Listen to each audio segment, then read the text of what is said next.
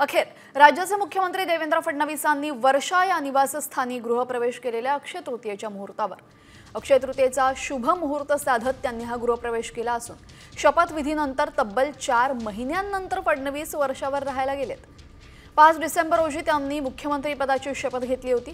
मात्र मुलीच्या परीक्षेमुळे ते वर्षा बंगल्यावर राहायला गेले नव्हते, त्यामुळे विरोधकांनी फडणवीसांवर टीका देखील केली होती।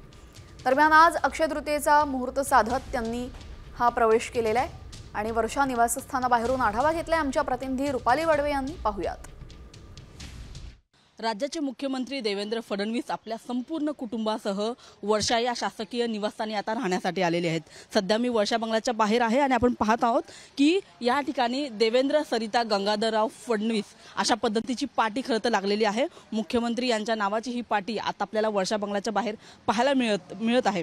आपण पाहत आहोत की या संपूर्ण बंगल्याला फुलांची सजावट करण्यात आलेली आहे। मुख्यमंत्री यांच्या आगमनासाठी म्हणून ही संपूर्ण सजावट खरं तर केल्याचं पाहायला मिळत आहे। आज आपण पाहत आहोत की आज एक महत्त्वाचा दिवस आहे। आज अक्षय तृतीया आहे आणि याच मुहूर्तावरती मुख्यमंत्र्यांनी गृहप्रवेश केल्याचं आपल्याला पाहायला मिळत आहे। अमृता फडणवीस मिसेस मुख्यमंत्री त्यांनी या संदर्भातली माहिती खरं तर आपल्या ट्विटर हँडलवरून दिल्याचं कळतं आहे। मागच्या काही कार्यकाळामध्ये आपण बघितलं त्यांच्यावर टीका सुद्धा झाली होती। संजय राऊत यांनी सुद्धा काही आरोप केलेले होते, मात्र त्या सगळ्या आरोपांनंतर आता मुख्यमंत्री वर्षा या निवासस्थानी आलेले आहेत। कॅमेरामन अरविंद रावराणेसह मी रुपाली बडवे, साम टीव्ही, मुंबई।